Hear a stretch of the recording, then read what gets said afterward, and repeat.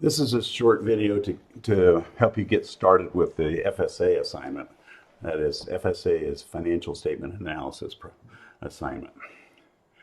And what we want to do here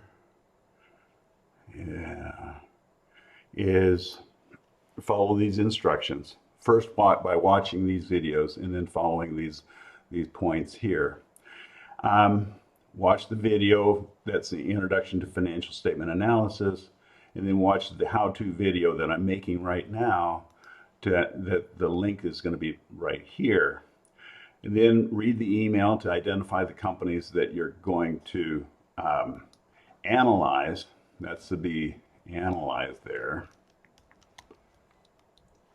And download the two most recent Forms 10K for each company. To do this, we're going to go to, and I'm going to get rid of this, and we're just going to go show you how to do that. Then we're going to select 5 ratios, one from each of the categories described here. We'll take a look at that in a moment. And then we're going to use Excel, in this particular case,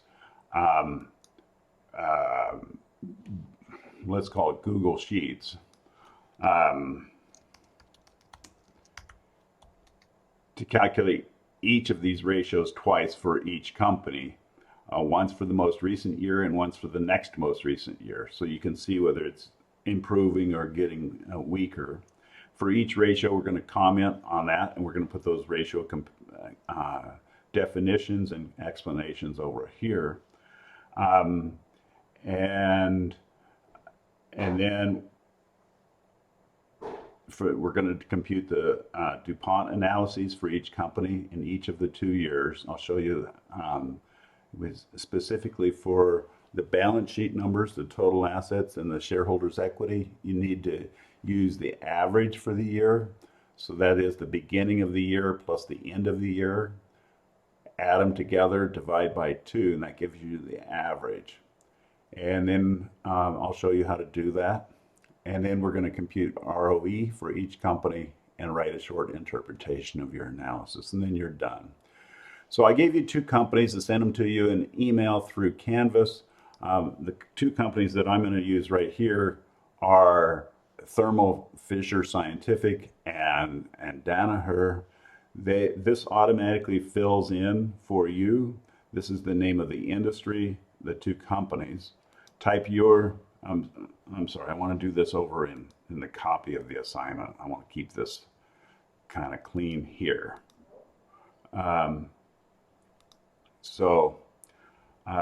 the copy of the assignment, I'm going to paste this here, and it fills this in. Make sure I got this over here so that this, yeah, it's okay. I'll get rid of the copy. I'm going to type my name here. You type your own name to identify who's doing this project. Liquidity ratio. It looks like we've got an extra. Oh, okay. This is just the company name, and you're going to go to the 10K and identify the fiscal year end and the next most recent fiscal year end. So let's look for Thermo Fisher. And it's this company right here, Thermo Fisher. And I'm going to go out here and I'm going to go to sec.gov. When I get to sec.gov, click on this company filings in the upper right, and then just paste that name in there, which you got from what I gave you. And you'll see that it automatically comes up right here, Thermo Fisher, and we want to click on 10K. We want the annual, those are the annual reports that include financial statements. We want both the most recent one and the prior one. So I'm going to click on View All 10Ks and 10Qs, and I'm going to go down here and open this first one. Notice that it opens with these fields that are created. This is called XBRL. I'm really not interested in that. I'm just going to open it as HTML. And that's for, you can see up here, it's kind of small, 1231. TMO is the ticker symbol. The year is 2023, December 31. I also want to go back and get the prior year 10K. Q is for quarterly, K is for a year. And I want to get this one. And I'm going to open that one. And I'm going to open this HTML. Just because I find it a lot easier to work with than those fields personally. You do what you want, but that's what works for me. And that's 12/30/2022. I'm going to move that over. So 2023 and 2022. And then I'm going to do the same thing for the other company. I'm going to go back to here. I'll go back to the assignment. This is Danaher Company Corporation. I'll copy that. I'll go back to the landing page here. Get back to sec.gov. I'll go backwards.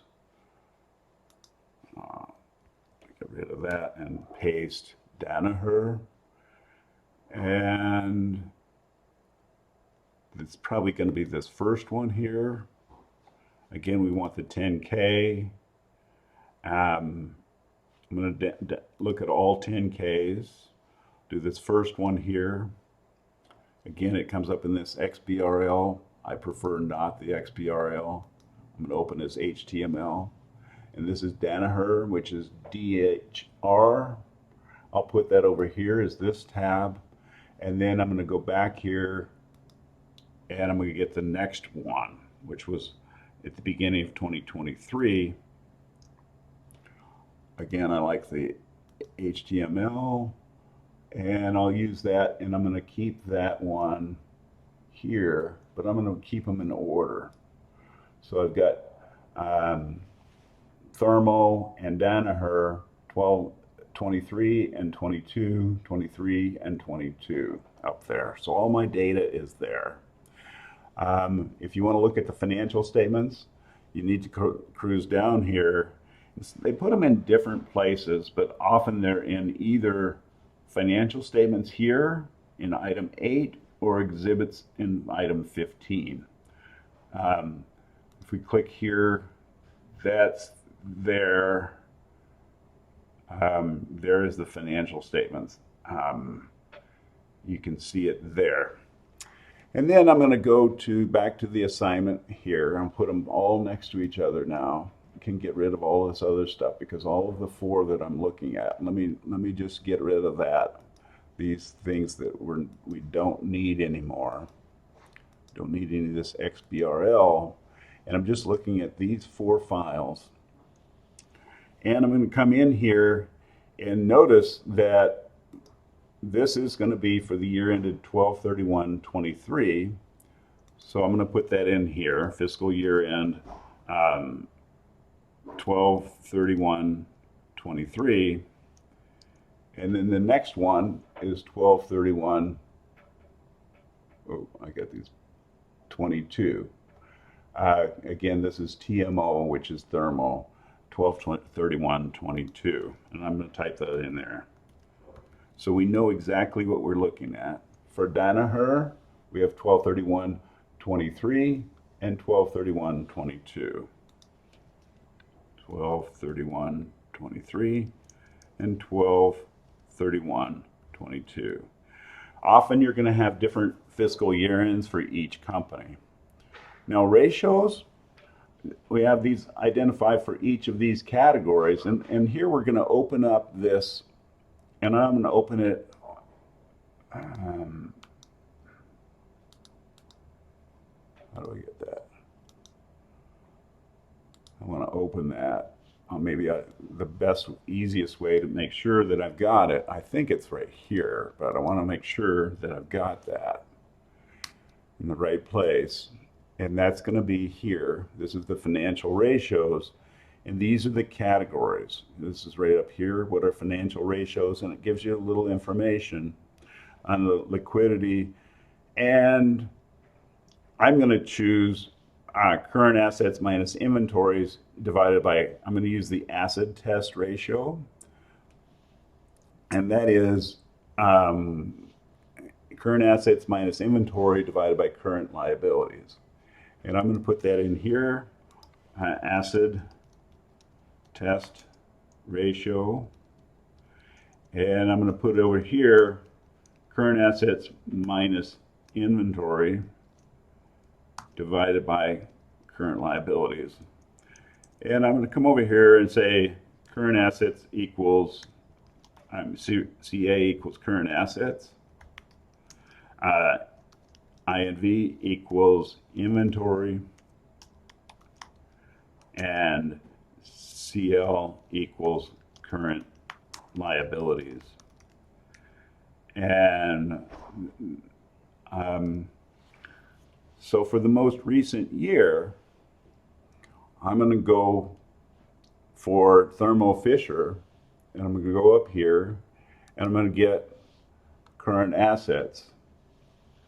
And current assets is 24,589. You can copy and paste it like this, Control C, and put it in here, and put it in here. I'm going to use an open paren because I'm doing something. But be sure and take out that comma because it'll mess you up. Minus inventory.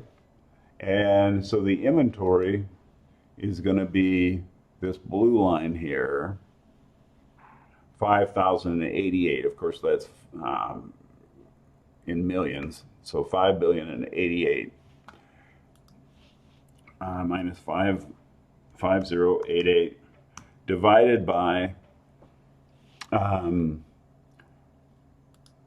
current liabilities. And current liabilities are going to be in this white line here, 14,012. And take that. Again, be sure and take out the comma that's in there. So when we go in here, we're going to take that out. And because it's a formula, you have to put in equals at the beginning here to make it all work. Why did it not take it out? Equals, oh, I took out the divided sign, divided by 1.39. And you're going to do the next most recent year, and then you're going to do for Danaher, and then for the next most recent year. And then over here, you're going to write an explanation. You know, what happened across time for Danaher and for Thermo. And you're going to do the same thing for leverage, and you'll get those ratios from this list of ratios. So leverage ratios, you can choose one of these ratios, and be sure you understand what it means. If you don't understand it, don't use it. And then you're going to continue on down and do each one of these, write in your explanations, and then down here is the DuPont analysis. And the DuPont analysis, you're going to get net income for the most recent year, next most recent year, and next most recent year. Those are defined right here. And you'll get those, but for total assets, let me show you how the total assets should be. You need the most recent year, the next most recent year, and the most recent year before that. So for total assets for Thermo, for the most recent year, it's going to be 98,726. 98,726. And for the next most recent year, that's going to be 97,154. 97,154. Those are average. I need to put those up above, don't I?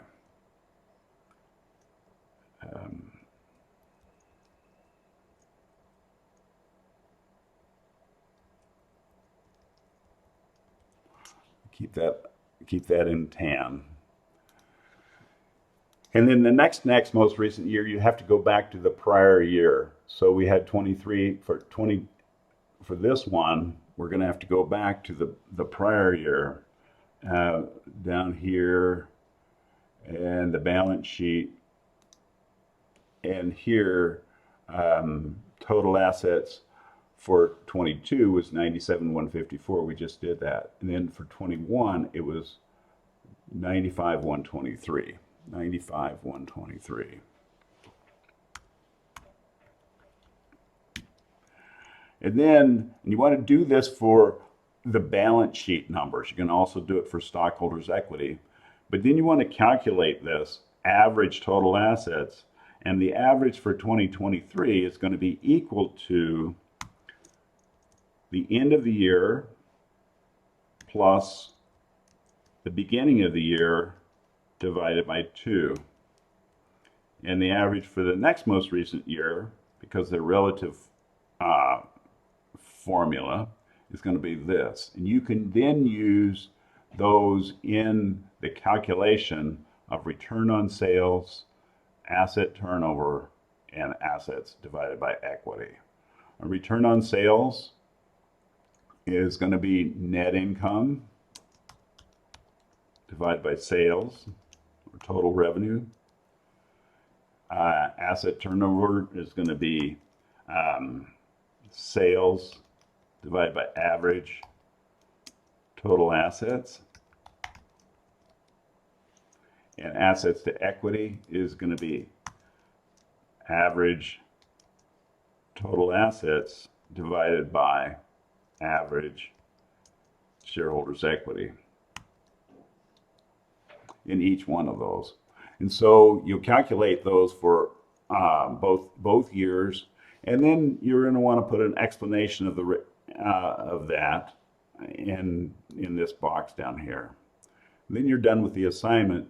You'll submit it as a submission on the Canvas submission there. I'll provide more information on the submission page. All right, so this is an additional note. I put in here this check because if you go up here, it says compute ROE for each company. Well, I'm actually doing that. If you've done each of these three things down here, that is return on sales, that's the profit margin, asset turnover, which is sales divided by average total assets, and then assets to equity, which is our leverage. That's how much assets are being employed versus how much equity the shareholders have invested. Then you will, and this will automatically calculate the total of these three by multiplying those three ratios. But I also want you to see that these two are the same. They should be identical when you get done. That is net income from up here divided by average shareholders' equity from here. So here, if you look at C44 divided by C49 here, and these two should be equal. If they're not equal, take a look again and see if you made a mistake. But these two lines should be equal all the way across.